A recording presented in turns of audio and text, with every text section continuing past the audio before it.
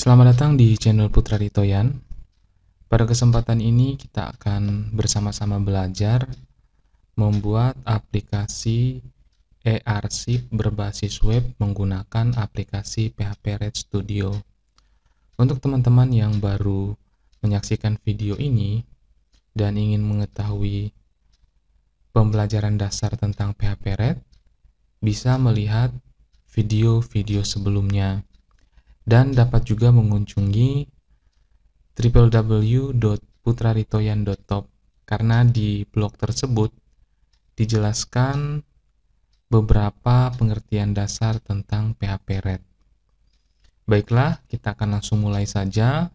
Yang pertama-tama, silahkan aktifkan terlebih dahulu web servernya. Nah, web server yang saya gunakan di sini adalah Exam. Nah, pastikan kita sudah mengaktifkan Apache dan juga MySQL-nya.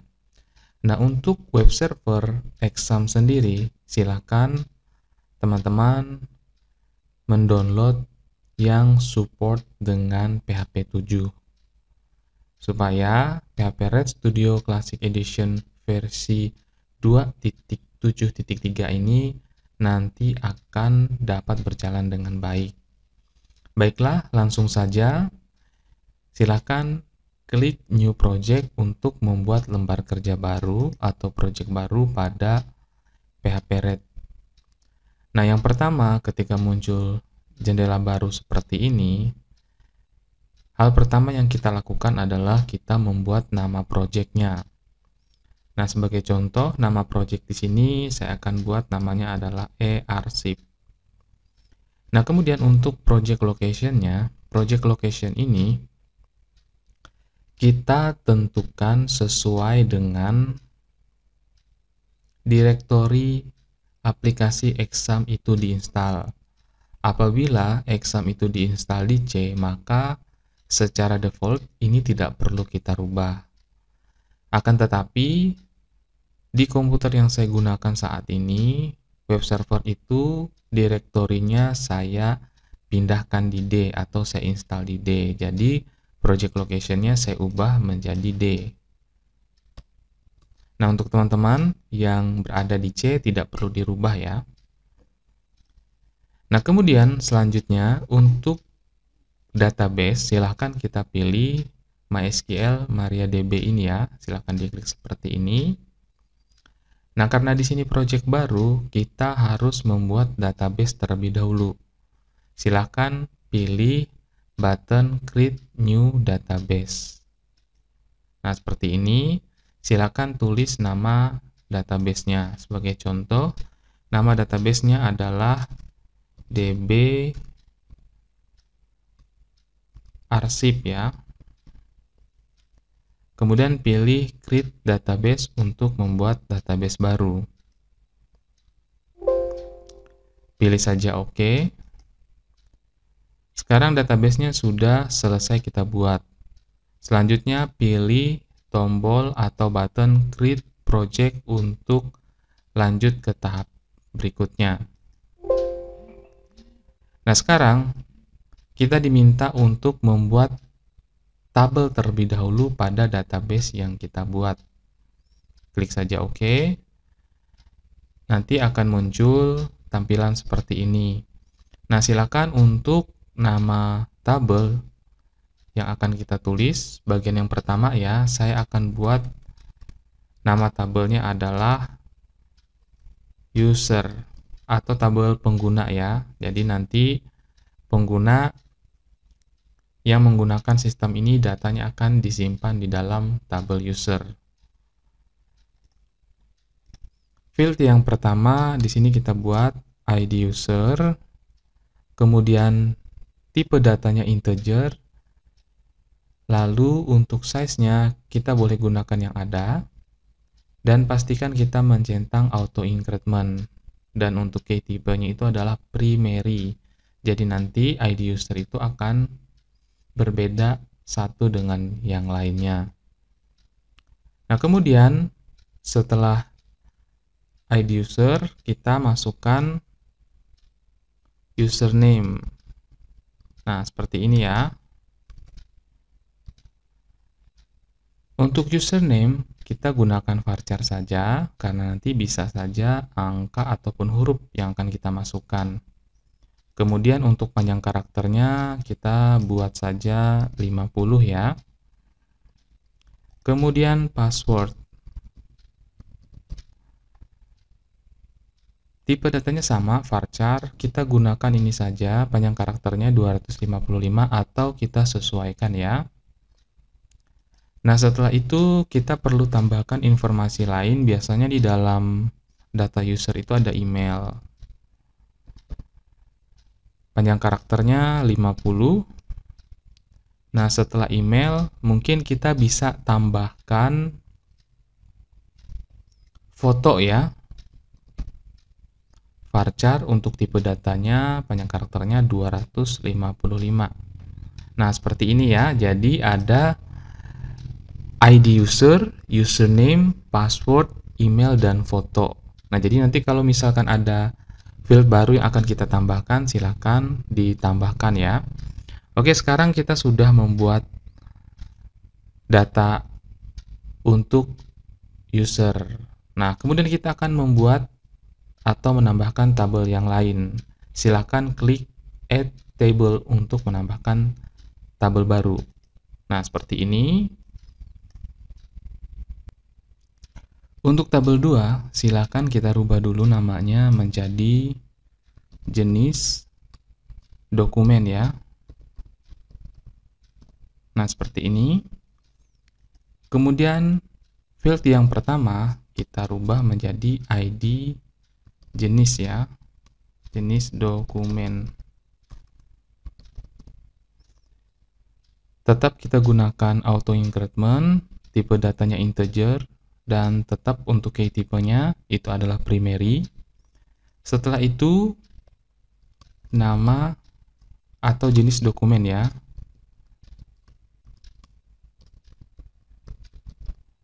Nah, seperti ini, varchar, kemudian panjang karakternya misalkan 50 saja. Kemudian, setelah kita selesai membuat tabel jenis dokumen, selanjutnya kita akan menambahkan tabel yang ketiga ya. Pilih button Add Table. Pada tabel yang ketiga ini, kita rubah namanya menjadi dokumen.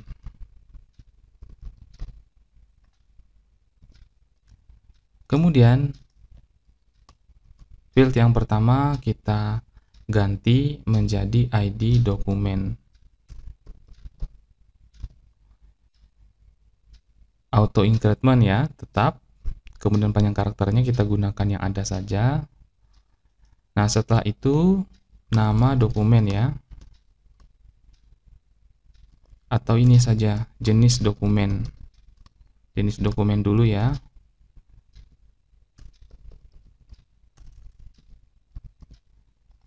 Varchar, kita pilih 50 untuk panjang karakternya. Kemudian nama dokumen ya.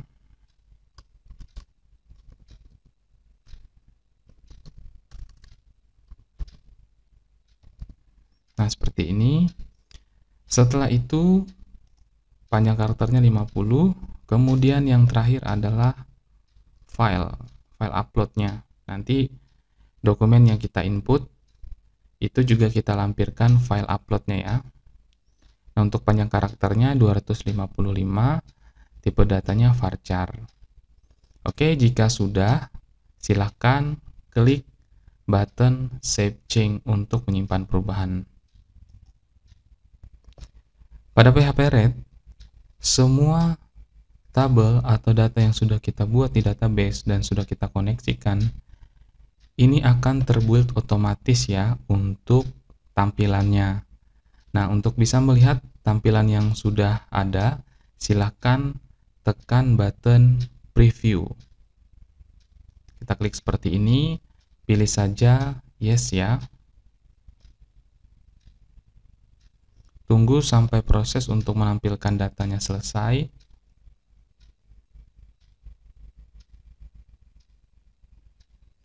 Nah, seperti ini ya. Nah, di sini kita diminta untuk memilih apakah ini akan kita publish juga atau kita jalankan di web browser ya. Kita pilih preview in browser apabila kita ingin menampilkan di browser. Apabila tidak, kita dapat menekan button close ya. Tapi dalam hal ini saya ingin melihat tampilannya berada di browser.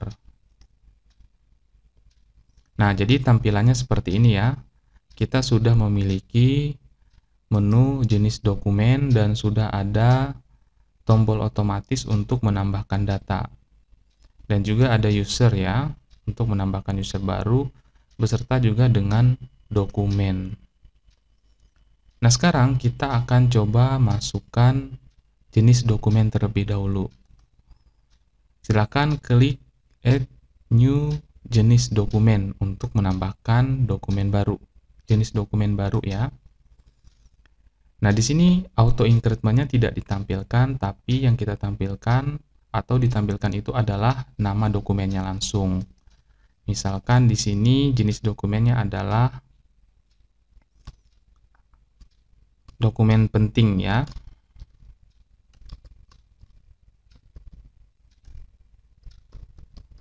Dokumen keuangan misalkan. Kemudian kita akan tambahkan user. Pilih Add New User. Pertama, kita masukkan terlebih dahulu username-nya. Misalkan username-nya adalah admin ya. Admin.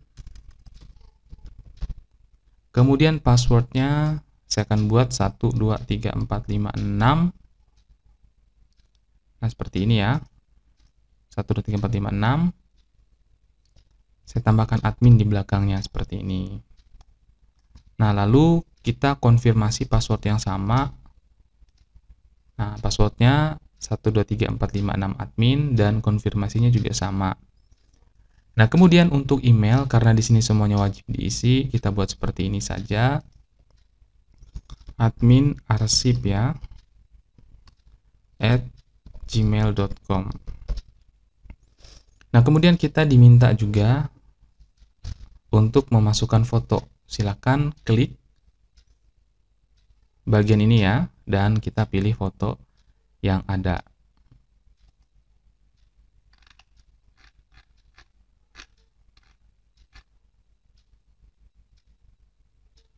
Saya pilih foto yang ini ya. Kemudian pilih Submit untuk menyimpan perubahan. Nah, sekarang data-data yang kita masukkan sudah ada di list page pada halaman user. Akan tetapi di bagian foto ini masih berupa teks. Ini dapat kita atur ya. Nah, untuk mengaturnya silakan kita kembali ke PHP Red. Nah, seperti ini. Pilih page, kemudian pilih user. Nah, setelah itu di bagian list page untuk bagian foto, ini di bagian foto field properties-nya, display tipenya ini kita rubah menjadi image atau gambar. Nah, kemudian bagian yang ini misalkan 50-50 terlalu besar, kita dapat rubah menjadi 25/25. Nah, jika sudah, klik preview kembali dan kita akan lihat hasilnya di browser ya. Nah, ini sudah ya, sudah tampil ya untuk fotonya.